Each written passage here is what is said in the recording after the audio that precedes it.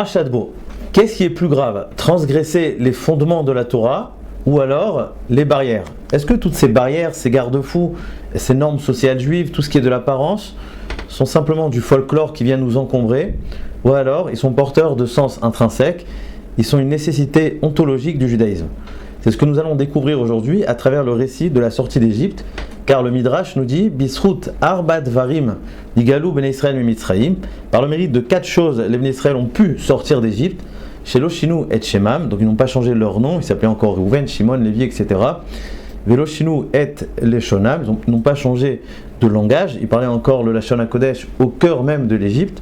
Shelo Gilou Mistorin, ils n'ont pas dévoilé, révélé des secrets, il n'y avait pas de médisance. Et la 4e chose, Shelo Ayabaem Arayot, il n'y avait pas de mariage interdit, il n'y avait pas de corruption au niveau des mœurs. Mais ce midrash est particulièrement étonnant, il soulève nombre de questions, car le verset dit dans Yecheskel, Ve'at Arom Ve'eria, les Béné Israël en Égypte étaient considérés comme nus du fait qu'ils n'avaient pas de mitzvot, ils étaient vides de mitzvot, comme nous dit la Mechilta. C'est-à-dire qu'ils n'avaient absolument aucun mérite. Alors comment concilier ce midrash qui nous dit qu'ils avaient 4 mérites, Shemam, les Shonam, etc. Il y en a même qui disent qu'ils n'ont pas changé les vêtements, un autre midrash on voit qu'ils n'ont pas changé de nourriture. Comment concilier ça avec le midrash qui nous dit qu'ils n'avaient absolument aucun mérite? D'ailleurs c'est ce qu'on va voir à la fin lors de la sortie, c'est seulement à ce moment-là qu'ils vont faire donc la Brit Mila, le Korban Pessah, le sacrifice donc du Pessah, et ils vont mettre le sang sur les linteaux, ça va être le mérite qui va permettre la sortie. Donc on voit qu'avant cela il n'y avait absolument aucun mérite. On pourrait même s'interroger pourquoi il y avait besoin de mérite, puisqu'il s'agit d'une promesse de Dieu déjà à Abraham, premier des patriarches, Vidatem, qui est guerrier, Beres Lolaim, etc. Nous savons ils vont être donc en terre égyptienne, ils vont être oppressés, etc. Vegam et Agoy Asharia Avodou Dananochi, donc Dieu avait promis de les faire sortir. Pourquoi véritablement fallait-il qu'ils aient des mérites? On pourrait s'étonner encore davantage, puisque les sages nous disent qu'ils pratiquaient l'idolâtrie comme les Égyptiens. Et on connaît le fameux Midrash qui nous dit que lors de l'ouverture de la mer Rouge, les Malachim sont venus et ont dit Alléluia Ovdei Avodazara, Ve'alléluia Ovdei Avodazara. Les Juifs, les Bnei Israël qui étaient en Égypte, pratiquaient l'idolâtrie tout comme les Égyptiens. Donc pour quel mérite la mer va s'ouvrir pour eux? Donc c'est clair qu'ils pratiquaient l'Avodazara, et c'est pas seulement les sages, c'est des versets explicites dans Yecheskel qui nous dit Ve'et Giloulé Misraïm Lo Azvou. Ils n'ont pas rejeté les idoles d'Égypte, et c'était ça tout le sens de l'esclavage. Ils ont fini par être totalement soumis au peuple égyptien, à leur culture, à leurs habitudes, et donc ils étaient complètement soumis aux idoles égyptiennes. Et le Midrash va encore plus loin en nous disant qu'ils ne faisaient pas la Brit Mila. Et ils ont, lors de la mort de Yosef, ils ont totalement arrêté de pratiquer la Brit Mila. C'est la raison pour laquelle ils ont dû la faire juste avant de sortir. Donc nous voyons qu'ils transgressaient la Vodazara, ils ne faisaient pas la Brit Mila. Il y a même un Midrash qui fait toute une comparaison, qui portait des vêtements de Shéatnes, de laine et de lin, comme les Égyptiens. Donc il ne s'agit pas de grands sadikim.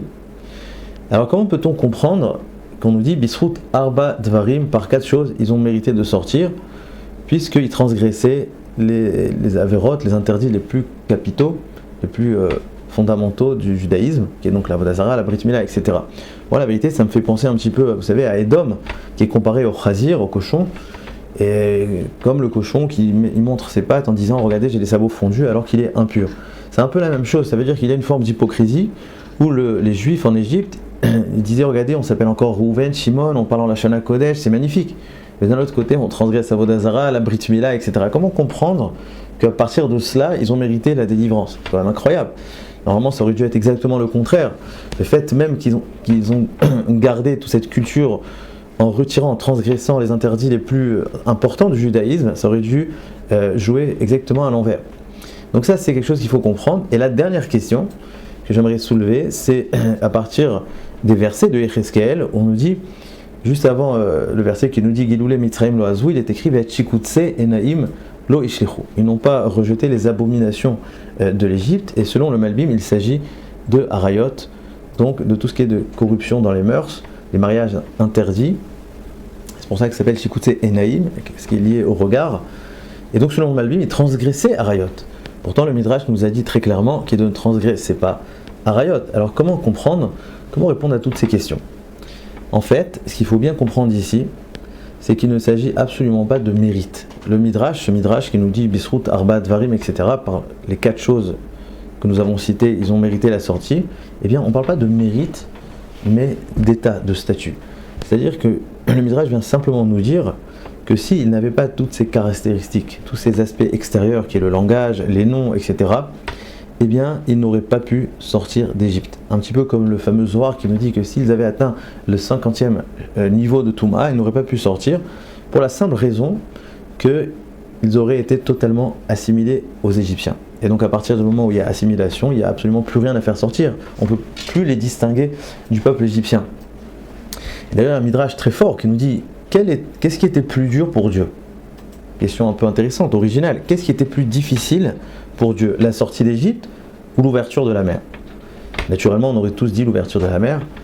Et le midrash nous dit non, c'est la sortie d'Égypte. Pour quelle raison? Eh bien car les miracles, extraordinaires ou pas, pour Dieu c'est exactement la même chose. Il n'y a aucune différence chez Dieu entre les miracles, la nature, le teva, etc. Mais ce qui n'était pas évident, c'était que le peuple d'Israël reste une entité distincte au cœur même de l'Égypte. Ça c'est quelque chose d'absolument pas évident, et si c'était le cas, si c'était confondu aux Égyptiens, si c'était assimilé, eh bien il n'y avait plus rien à faire sortir. C'est ça le Zohar, qui nous dit que nous ne sommes pas arrivés au 50e Sha'arei Touma, c'est-à-dire qu'il y avait encore une certaine séparation, un décalage entre les Béné Israël et les Égyptiens. Car si on était comme les Égyptiens, eh bien il n'y a plus rien à faire sortir. C'est un petit peu comme une personne qui a une petite infection et puis on doit détecter le corps étranger pour pouvoir l'extraire du corps. C'est-à-dire qu'avant qu'il y ait une expulsion, avant de faire sortir quelque chose, il faut d'abord l'identifier. Et pour identifier le peuple juif, eh bien il fallait qu'ils aient ces caractéristiques que nous avons citées auparavant, tous ces aspects extérieurs. Et c'est pour ça qu'il y a un autre midrash qui dit d'ailleurs Wanissa la kachat goy mikrev goy. Donc Dieu, c'est le verset, donc il nous dit que Dieu a pris un peuple parmi un autre peuple, c'est-à-dire qu'en Égypte, nous étions déjà un peuple, Keubar Anishmat Mimehemo, comme l'expulsion d'un bébé depuis le ventre de sa mère, pour nous dire que de la même façon que le bébé, pour pouvoir sortir, il va devoir être une entité distincte, il va devoir créer une séparation, il va devoir être complet, et seulement à partir de cela, à la fin des 9 mois, il va pouvoir sortir. Et bien pareil, le peuple d'Israël devait se démarquer. Comment ils se sont démarqués? À partir de ces 4 choses que nous avons citées, qui ont donc marqué une séparation profonde entre les Béné Israël et les Mitzrim. Donc toutes ces 4 choses citées dans le Midrash viennent nous dire une chose, qu'il n'y avait pas d'assimilation.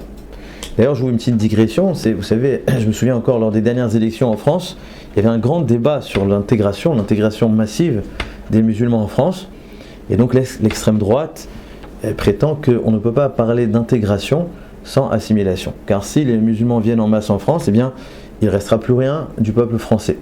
Alors l'extrême droite, évidemment, naturellement, pense tout le contraire, que la beauté de la France, c'est le fait d'être multiculturel, etc. Mais ce qui était intéressant, et moi ce qui m'a un petit peu marqué, c'était comment l'extrême droite ont défini la différence entre l'intégration et l'assimilation. Qu'est-ce qui était le marqueur justement pour faire la distinction entre l'intégration massive et l'assimilation? On pourrait presque croire qu'ils se sont inspirés de ce midrash-là. Et on se rappelle encore, on ne va pas citer les noms, le dirigeant de l'extrême droite de cette période, c'était de faire des lois justement sur les prénoms, sur le port du voile, et on parlait même de la langue arabe, est-ce qu'elle pouvait être parlée en France, etc. Donc on pourrait presque dire qu'ils se sont inspirés de ce midrash, c'est exactement les choses qui vont définir est-ce qu'il y a assimilation ou pas. Donc si les Béné Israël ont gardé toutes ces choses-là, c'est pour nous dire, le midrash, qu'ils ne se sont pas assimilés, ils ont gardé tout ce qui est de la culture. C'est-à-dire qu'ils ont oui rompu avec le divin, avec Akadosh Baruch Hu, ils n'étaient pas la Brit Mila, ils transgressaient Avodah Zarah, c'est-à-dire qu'il n'y avait plus rien de connexion avec la Akadosh Baruch Hu, mais ils ont gardé encore la culture juive. Aujourd'hui, on voit certaines fois des personnes qui disent moi je crois en Dieu, je fais plus rien, mais j'allume la Hanoukia, etc. parce que je veux que mon fils maintienne le judaïsme. Alors c'était un petit peu cette idée-là où les Béné Israël en Égypte ont gardé cette distance avec les Égyptiens dans le sens où on est encore une entité distincte, on a encore nos habitudes, nos coutumes, notre culture, on ne renonce pas à ça. Simplement, à travers l'esclavage, ils n'avaient plus l'espace mental pour encore servir Dieu et se sont fait donc avoir par l'Égypte, ils sont devenus une partie de l'idolâtrie égyptienne. D'ailleurs, quand on analyse les 2 dernières choses citées dans le Midrash, et on va répondre aux dernières questions à partir de ça, eh bien c'est exactement la même idée. La 3e chose qui a été citée, c'est Shelo Gilum Mistorin. On a l'habitude de parler de la Shonara, de médisance, mais en fait, il faut être exact. Lo Gilum Mistorin, c'est-à-dire, il ne révélait pas les secrets. Mais de quels secrets on parle? Et les sages s'appuient sur le verset Vesheala Isha Mishrenta Kelechese Vechlezav, etc. Les femmes avaient reçu l'ordre d'aller emprunter chez leurs voisines des ustensiles d'or, d'argent pour que lors de la sortie d'Égypte, nous allons sortir avec de grandes richesses. Et c'est ce secret qu'ils ont gardé pendant 12 mois sans le dévoiler, sans le divulguer. Mais en fait, c'est quoi l'idée de nos sages ici? C'est pas qu'ils n'ont rien dit entre eux, mais que ça n'est pas sorti aux oreilles des Égyptiens. C'est-à-dire qu'ils ont réussi pendant 12 mois, malgré l'esclavage, malgré l'état dans lequel ils étaient en Égypte, de garder un secret qui est resté seulement entre les béné Israël et qui n'est absolument pas passé aux oreilles des Égyptiens. Donc c'est-à-dire qu'on voit encore une fois qu'ils ont créé une distinction profonde. Ici, il s'agit donc de garder un secret qui a fait une distinction entre les béné Israël et les Égyptiens. Et ce que j'aimerais proposer, c'est un chidouche, c'est que c'est exactement pareil au niveau des harayot. Lorsque le Midrash nous dit qu'ils ne transgressaient pas les mariages interdits, c'est pas pour nous dire que c'était des grands tzadikim. Comme nous avons dit avant, d'ailleurs il y a un chazonish dans ses igrotes qui dit qu'il ne faut pas croire que c'était des grands tzadikim. Et c'est pas qu'ils maintenaient les interdits ils faisaient attention de ne pas transgresser harayot, c'est absolument pas ça le sujet. Mais c'est exactement ce que nous avons dit avant, il y avait une séparation entre les Égyptiens, et donc lorsqu'on dit qu'ils ne transgressaient pas les mariages interdits, c'est pour dire qu'il n'y avait pas de mariage avec les Égyptiens, il n'y avait pas d'assimilation. Ça se trouve qu'entre eux, ils transgressaient harayot, comme nous dit le Malbim dans le livre Yecheskel, et Tchikutse Enaim Lo Ishlechu. Mais pas avec les Égyptiens, et d'ailleurs la preuve à cela, c'est que la fin du Midrash, c'est que lorsque le Midrash veut nous prouver qu'il n'y avait pas harayot, il nous dit d'ailleurs, il y en a une seule qui a commis cet interdit, c'est Shlomit Bat Divri, comme nous connaissons l'histoire d'ailleurs de Parashat Emor. Son fils, c'est le fameux Mekalel, le fameux fils Ben Amitzri ou Ben Israélite.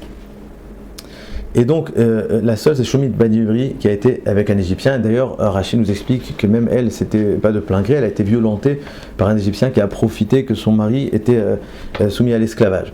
Mais qu'est-ce que nous voyons? Nous voyons que le seul cas de harayot, c'est un cas où une femme juive a été avec un Égyptien. Et c'est ça que le Midrash veut bien nous faire comprendre, c'est qu'il y avait 4 choses, comme nous avons dit avant, qui ont marqué une distinction, une séparation totale, radicale entre les Juifs et les Égyptiens. Et c'est seulement à partir de ça où Akadosh Baruch Hu, le jour de la Géoula, de la sortie, a pu identifier ce peuple pour le faire sortir, comme on l'a dit, Goy, Mikerev Goy. Et là, nous dit le Meshech Chochma, donc Rav Meir Simcha à Cohen Midvinsk, un des plus grands de nos maîtres du début XXe siècle en Europe de l'Est, il nous dit quelque chose d'incroyable. Il nous dit que si en Égypte, ils ont tenu tout ce qui est de l'aspect extérieur, mais ils n'ont rien gardé des fondements de la Torah, et bien lors de Galout Babel, lors du retour des Juifs de Babel, du temps de Ezra, et bien c'est exactement le contraire. Ils ont gardé tous les fondamentaux de la Torah, la kashrut, le Shabbat, etc. Ils n'ont absolument rien gardé des signes distinctifs. Ils parlaient le H-Dodit, ils ont changé leur nom, certains se sont mariés avec des goyotes. Et nous dit le Meshech Chochma, la Gemara, dans Sanhedrin, dans Sota plutôt, nous dit ils étaient tellement tzadikim qu'ils méritaient des miracles comme au temps de Yeshua Binoun, si ce n'est chez Garam Achet, si ce n'est à cause de la faute. Mais de quelle faute il s'agit? Et nous explique le Meshech Chochma, il s'agit de la faute justement d'avoir brisé les barrières, d'avoir éradiqué tous ces signes distinctifs. Et à partir de ça, nous dit ici un très très grand yesod, donc le Rav Meir Simcha Midvinsk, que nous voyons que si en Égypte ils ont totalement annulé les fondements de la Torah, mais ils ont maintenu toutes les barrières, tout l'aspect extérieur, toute la culture du judaïsme, eh bien ils ont mérité la Géoula, ils ont mérité des miracles extraordinaires, la sortie d'Égypte, l'ouverture de la mer Rouge. Alors que du temps de Babel, qui étaient des grands tzadikim, mais qu'ils ont annulé l'aspect extérieur, eh bien, ils ont eu l'absence de miracle. Cela vient nous dire que si on repose la question qu'est-ce qui est plus important, qu'est-ce qui est plus grave, transgresser les fondements de la Torah ou transgresser les barrières, eh bien, le Meshech Chochma nous dit quelque chose d'incroyable, c'est transgresser les barrières de la Torah. Car si nous transgressons les barrières, eh bien, nous allons finir par transgresser également les fondements de la Torah. Alors qu'au contraire, comme nous voyons exactement dans l'histoire, le récit de la sortie d'Égypte, tant que nous gardons l'aspect extérieur, tant que nous gardons toutes ces normes sociales qui viennent nous distinguer des autres nations, et bien même si par certains moments nous transgressons les fondements de la Torah, comme lors de l'esclavage d'Égypte, pour X raisons, et bien nous finirons toujours un jour par retrouver justement ces mitzvot-là, retrouver la Géoula.